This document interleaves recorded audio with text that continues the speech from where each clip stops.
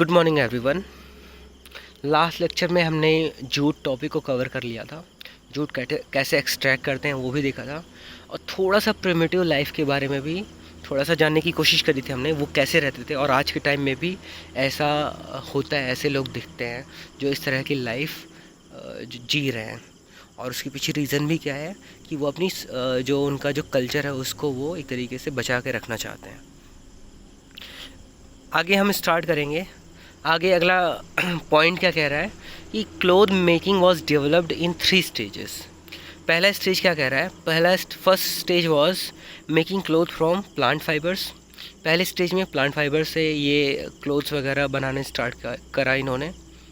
Second stage began with the use of animal fibre. तो सबसे पहले तो प्लांट फाइबर के ऊपर ही डिपेंडेंट थे लोग। धीरे धीरे लोगों को आइडिया लगा कि एनिमल फाइबर्स का भी यूज़ कर सकते हैं। And third stage began with the development of man made or synthetic fibre. तो लास्ट स्टेज ये है अभी तक के लिए कि सिंथेटिक फाइबर्स अभी हम यूज़ करने लगे हैं। आगे आने वाले टाइम में क्या पता कुछ ऐसे डिवाइसेस वगैरह यूज़ करने लगे हम। कुछ हमारे पास, मान लो हमारे पास ऐसा गैजेट हो जो रिस्ट पे हम पहनते हो और उस पर हमने क्लिक किया और हमारे बॉडी के ऊपर ऐसे कुछ लेयर आ गया कपड़े का। तो वो भी ऐसा हो सकता है, शायद आगे आने वाले टाइम में हो जाए। ऐसा मतलब ज़रूरी नहीं कि हो ही जाए, बस मैं एक एजम्पशन कर रहा हूँ। ठीक है, चलो आगे बढ़ते हैं। Types of clothing which we wear is influenced by climate, occupation, culture and daily needs. तो किस तरह का कपड़ा हम पहन रहे हैं वो किसके ऊपर डिपेंड करता है कि वो कौन सा क्लाइमेट है उस पर्टिकुलर एरिया में, फिर कौन सा ऑक्यूपेशन है उस पर्टिकुलर पर्सन का। ऐसे मान लो ठंड का मौसम है आपके एरिया में, तो आप जो है गर्म कपड़े पहनोगे। ऑक्यूपेशन का मतलब ये है कि अगर आप डॉक्टर हो तो डॉक्टर वाला आप जो वाइट कोट आता है वो पहनोगे। कल्चर, मान लो आप थोड़ा सा यूपी, आप गांव के हो यूपी में, तो गांव के लोग पहले के टाइम पे लोग धोती कुर्ता पहनना पसंद करते थे, तो वो एक कल्चरल वो ड्रेस हो गया। ठीक है, कल्चरल क्लोथ्स हो गए। और जब आपके यहाँ पे कोई पर्टिकुलर त्यौहार वगैरह होता है तो आप कल्चरल ड्रेसेस वगैरह पहनते हो। ठीक है, एंड डेली नीड्स, तो डेली नीड्स के हिसाब से क्या होता है कि आप अलग अलग तरीके के कपड़े पहनते हो। अब जैसे स्कूल जाना हुआ आपको, तो स्कूल जाने के लिए जो यूनिफॉर्म है उसका नीड क्या है कि उसका एक ड्रेस कोड दिया हुआ है कि इस पर्टिकुलर कलर का ही आपको ड्रेस पहनना है। तो वो आपका एक तरीके से नीड हो गया, डेली नीड हो गया। अब वही अगर आप संडे का दिन है, संडे के दिन आपको घर पे ही रहना है, तो आपने कैजुअल टी शर्ट डाल दिया, कैजुअल लोअर डाल दिया, उसी को पहन के आप घूम रहे हो। ठीक है, और वहीं अगर आपको कहीं जाना है, कहीं घूमने जाना है, तो आप अच्छे अच्छे कपड़े पहन के घूमने जाते हो, कलरफुल कपड़े पहनने जाते हो। तो वो नीड्स के ऊपर डिपेंड करता है कि आपकी नीड आज की किस तरह की नीड है। ठीक है, आगे कह रहा है clothing is necessary for the following reason. क्या क्या रीज़न होते थे जिसकी वजह से क्लोथिंग ज़रूरी है। पहला पॉइंट कह रहा है it protects us from wind and weather. ये हमें हवा से और वेदर जो क्लाइमेट वगैरह होता है उससे बचाता है। अगर आपने रेन कोट पहन लिया तो ये आपको बारिश से भी बचा लेता है। अगर आपने वुलन क्लोथ्स पहने हुए हैं तो वो आपको सर्द हवाओं से और ठंड से बचा लेता है। ठीक है, तो अलग अलग ये जो क्लोथ्स हैं वो इसके ऊपर भी डिपेंड करते हैं कि जो है कौन सा क्लाइमेट है और किस तरह का इन्वायरमेंट है। अगला पॉइंट कह रहा है कि it protects us from injury. ये हमें इंजरी से भी बचाता है। कैसे, मान लो आपने जैसे जो बाइकर्स होते हैं, बाइकर्स के लिए स्पेशल ड्रेस होता है, लेदर जैकेट्स होते हैं, पैंट्स भी ऐसे ही होते हैं, और उनके नी कैप्स होते हैं, उनके जो भी जॉइंट्स हैं, जॉइंट्स पे प्रॉपर प्रोटेक्शन होता है।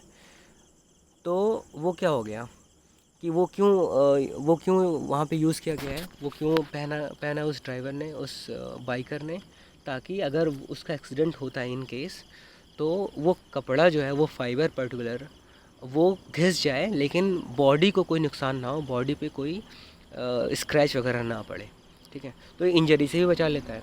आप अगर देखो तो कई सारे ऐसे वो होते हैं, माइन वर्कर्स होते हैं, ऐसे वर्कर्स जो खदान में काम करते हैं, तो वो प्रॉपर शूज़ वगैरह पहनते हैं, प्रॉपर हेलमेट पहनते हैं, प्रॉपर भारी भारी कपड़े पहनते हैं, ताकि अगर सिर के ऊपर अगर कुछ गिरे तो सिर बच जाए, अगर पैर के ऊपर कुछ गिरे तो पैर बच जाए, और पूरे बॉडी के ऊपर जो कोट होता है, जो पर्टिकुलर जो फाइबर होता है या फैब्रिक यूज़ किया जाता है, वो भी उनके प्रोटेक्शन के लिए ही यूज़ किया जाता है। ठीक है, आप फायरमैन देखोगे, उनको भी वो भी एक स्पेशल टाइप का सूट पहने हुए होते हैं, उस सूट को आग नहीं लगती है। ठीक है, तो वो एक तरीके से इंजरी से बचाता है क्लोथिंग। हर तरह का क्लोथिंग जो है इंजरी से नहीं बचाएगा। अब जैसे कॉटन शर्ट आपने हल्का वाला पहना हुआ है, तो वो तो आपको किसी इंजरी से तो नहीं बचा सकता। ठीक है, लेकिन दूसरे कुछ ऐसे क्लोथ्स हैं जो आपको इंजरी से बचा सकता है। अगला पॉइंट कह रहा है it maintains the body heat. आपका जो बॉडी हीट है वो बहुत ज़रूरी है। आपका जो बॉडी का टेम्परेचर है वो मेंटेन रहना बहुत ज़रूरी है। आपकी बॉडी को बहुत ज़्यादा ठंड लगे तो भी दिक्कत है, बॉडी का टेम्परेचर बहुत ज़्यादा हाई हो गया तो भी दिक्कत है। तो ये जो क्लोथ्स हैं वो आपकी बॉडी हीट को जो है मेंटेन रखने में मदद करते हैं, रेगुलेट करने में मदद करते हैं। ठीक है, जैसे ये वुलन क्लोथ्स हैं, वुलन क्लोथ्स क्या करते हैं, ये आपके बॉडी की जो गर्मी होती है उसको मेंटेन रखते हैं, ताकि आपको सर्द के मौसम में बहुत ज़्यादा ठंड ना लगे। तो ये भी क्लियर हो गया होगा आपको। आगे बढ़ते हैं। Woollen and cotton clothes feel rough and that of rayon, nylon और polyester are smooth to touch. ये एक फैक्ट है, ये आपको याद रखना है कि ये जो नेचुरल फाइबर्स थे, वुलन एंड कॉटन क्लोथ्स, ये थोड़ा सा रफ़ फील कराता है। और वहीं अगर रेयॉन, नायलॉन एंड पॉलिस्टर का अगर आप देखो यूज़, तो ये थोड़ा सा ज़्यादा रिलेटिवली स्मूथ होते हैं। अगला पॉइंट कह रहा है roughness of cotton and woollen fibres is due to the presence of many folds and uneven surfaces in it. तो roughness of cotton and woollen fibres क्यों है, मतलब वुलन फाइबर्स एंड कॉटन में रफनेस क्यों है, क्योंकि इसमें जो फोल्ड्स होते हैं उसमें बहुत ज़्यादा फोल्ड्स भी बहुत हो सकते हैं, इसमें अनइवन सर्फेसेस भी हो सकते हैं। जो खादी कपड़े होते हैं उसमें तो खास करके आप देखोगे कि कहीं पे कपड़ा ज़्यादा मोटा है, कहीं पे ज़्यादा पतला है, ऐसे करके कहीं पे धागा कहीं बहुत ज़्यादा मोटा है, कहीं धागा बहुत ज़्यादा पतला है। तो अनइवन सर्फेसेस की वजह से थोड़ा सा रफनेस ज़्यादा बढ़ जाता है, वो थोड़ा ज़्यादा अनकम्फर्टेबल फील करा सकता है कई बार। ठीक है, अगला पॉइंट कह रहा है silk, rayon, nylon and polyester are smooth because they have long, plain, fine structures. तो सिल्क देखो, ये जो भी ये सारे पॉइंट्स हमने ये सारे एग्जांपल्स लिए हुए हैं, silk, rayon, nylon and polyester, इसमें सबसे अगर मैं आपसे पूछूं कि इसमें सबसे अलग कौन सा है, ऐसा कौन सा फाइबर आपको ऐसा लग रहा है जो सबसे अलग है इसमें, तो आप तुरंत देखते ही बोल सकते हो कि सिल्क फाइबर जो है ये इन सब से अलग है। क्यों? क्योंकि सिल्क फाइबर जो है वो नेचुरली अकरिंग फाइबर है, या नेचर से हम लेते हैं, और बाकी ये सारे रेयॉन और नायलॉन और पॉलिस्टर हैं ये मैन मेड है, ये सिंथेटिक फाइबर्स हैं। ठीक है, तो ये ऐसे आपको एक क्वेश्चन पूछ भी सकता है कि which one among them are different. ठीक है, तो इन चारों में से कौन सा डिफरेंट है, तो आप इसको देखते ही बोल सकते हो कि सिल्क जो है डिफरेंट है। उसके पीछे रीज़न क्या है, सिल्क नेचुरल फाइबर है और ये तीनों मैन मेड फाइबर्स हैं या फिर सिंथेटिक फाइबर्स हैं। They are smooth because they have long, plain, fine structures. इनके जो स्ट्रक्चर्स होते हैं लॉन्ग होते हैं, प्लेन होते हैं और फाइन होते हैं, बहुत ज़्यादा सभी का साइज़ ऑलमोस्ट सेम होगा, सभी की मोटाई सेम होगी। वहीं पे ये दूसरे जो कॉटन और वुल हो सकते हैं, इसमें सबका साइज़ शायद सेम ना हो। वुल वाले में आप देखे होगे आप कि कई बार ये जो फाइबर होता है ये बाहर निकल आता है, इसके रेसे बाहर निकल आते हैं, वो भी कई बार इची हो जाते हैं, वो उसकी वजह से कई बार खुजली होती है। ठीक है, तो इससे आपको ये सारे पॉइंट्स क्लियर हो गए होंगे। ठीक है, आगे बढ़ते हैं। Cloth is made from threads and threads in turn are spun from fibres. तो हम क्या बोल सकते हैं इस पॉइंट से कि फाइबर से सबसे पहले थ्रेड्स बने और थ्रेड्स से क्या बना, क्लोथ्स बने। ठीक है, तो आपको ये तो क्लियर हो भी गया होगा, पहले ही हमने क्लियर कर लिया था शुरू के ही लेक्चर्स में कि सबसे पहले फाइबर्स हम निकालते हैं, फाइबर्स को हम ट्विस्ट करना स्टार्ट करते हैं, ट्विस्ट करने से वो थ्रेड्स में चेंज हो जाता है, कन्वर्ट हो जाता है, और उन ढेर सारे थ्रेड्स का हम यूज़ करते हैं, उनको उनका यूज़ करके हम क्लोथ्स बना सकते हैं।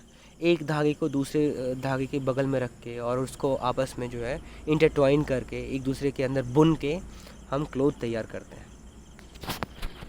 अगला पॉइंट कह रहा है all fibres are not suitable for making cloth. ये हमने शुरू में ही देखा था कि जब हम कोकोनट के फ्रूट की बात करी थी हमने, तो फ्रूट के सरफेस का जो वो होता है फाइबर, उसका यूज़ तो हम कपड़े पहनने के लिए तो नहीं कर सकते क्योंकि वो बहुत ही ज़्यादा रफ़ होता है, ठीक है।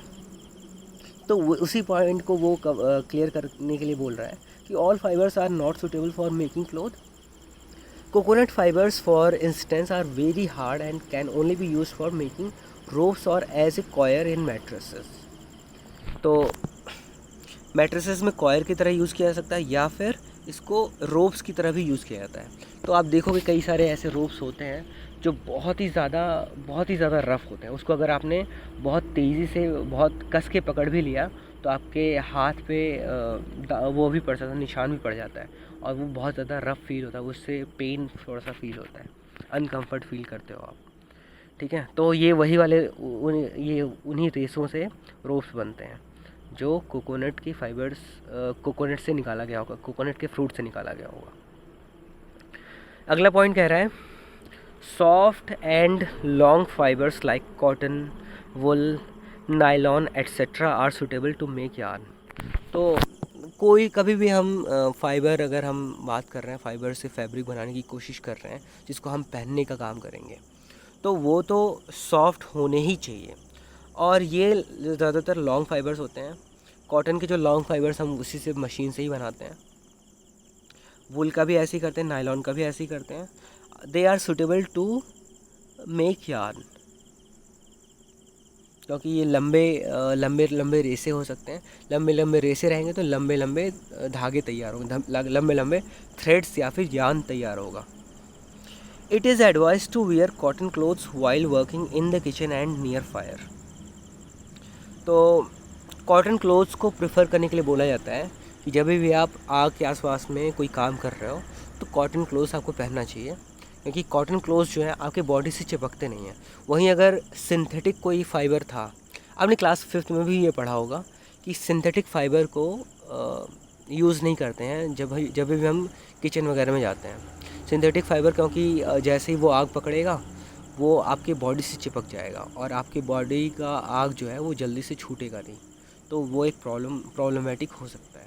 तो उस चीज़ को अवॉइड करने के लिए क्या करते हैं कि जब भी हम किचन एरिया में जाएंगे या आग के आसपास जाएंगे वहाँ पे हम कॉटन ही प्रेफर करेंगे पहनने के लिए, ठीक है। तो आज यहीं रहने देते हैं, बाकी हम नेक्स्ट लेक्चर में कंटिन्यू करेंगे। Thank you.